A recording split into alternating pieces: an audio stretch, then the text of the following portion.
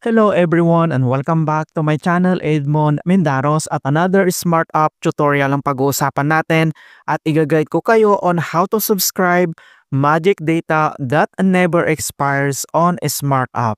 Kung bago ka lang at wala pang Smart App, so napakadali lang naman ang iyong gagawin. So punta ka lang dito sa iyong Google Play Store, so i-click mo lang yan, i-search mo lang dito yung Smart Apps and then makikita mo kaagad dito yung applications.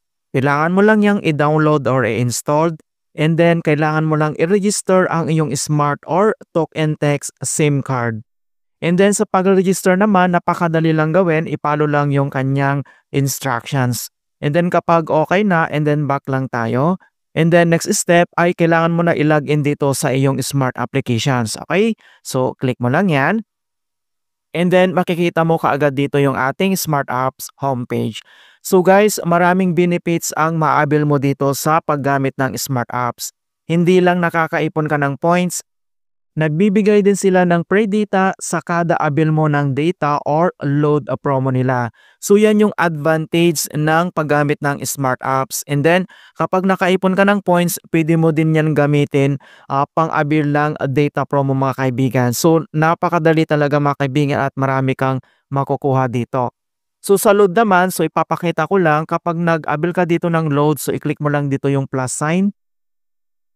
So makikita mo dito yung mga regular load and then dito naman sa baba ay nandito yung my free. Kapag nag-avail ka ng 200, mayroon ditong 22 pesos, 333 pesos, and then kapag 500, may free po siyang 55 pesos, and then kapag 1,000 naman, may free po siyang 150 pesos. So kasama yan dito kapag nag-avail ka dito, alright? So select ka lang dito and then i-click mo lang, and then dito naman sa payment method niya, so pwede mong i-change yan, kagamit ka ng pwedeng Maya or GCash, mga kaibigan, yung GigaPay pwede rin and then yung credit or debit card. So, i-click mo lang yan and then follow lang yung instructions. Okay? So, ituturo ko sa inyo kung paano ba mag-avail o mag-subscribe ng Magic Data. So, since sufficient naman yung ating load balance, so pwede tayong mag-avail. Okay? So, ang next step, so dito lang sa gitna, makikita mo dito yung All Data and Magic. So, i-click mo lang yan. And then all data and magic offers. So dito sa magic data, may dalawang klase yan. Magic data regular and then magic data plus. So kung ano bang pinagkaiba nito kapag magic data, so data lang yung kasama dito, wala po siyang ibang like unlimited calls or text. Kapag dito naman sa magic data plus, kapag sinilike mo yan, ay may kasama po siyang unlimited calls and text that never expire. Okay, so ipapaliwanag ko lang guys, ang magic data hindi ito na i-expire unless hindi mo maubos kaagad itong data niya. So hindi ka nangangamba na ma-expire yan bukas, sa makalawa next week. So unless na hindi mo naubos ang data, hindi po yan na i-expire, so pwede mong gamitin. Okay, so since ang isisilik lang natin dito ang magic data regular, so click mo lang yan. And then pwede kang mag-select dito as your option kung anong gusto mo, 2GB, 6GB, 24GB, 36GB, 48GB, or 60GB. So, select ka lang dito kung anong gusto mong i-avail dito ng Magic Data.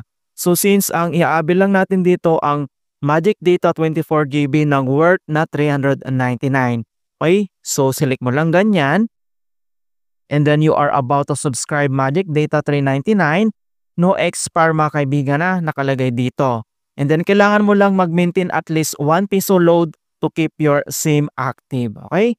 So dito sa payment method, gagamitin natin ang ating load balance. So payment method, change mo lang yan.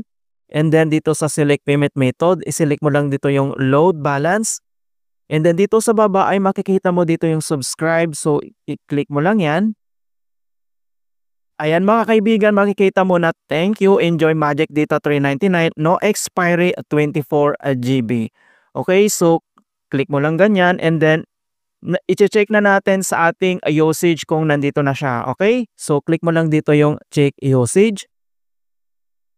And then scroll down ka lang and then nandito na siya mga kaibigan. Alright, so na-add na dito yung ating data na previous. So nandito na yung ating na-avail na 24GB na Magic Data. Ayan guys, so ganun lang po kasimple, hindi naman mahirap ito gawin.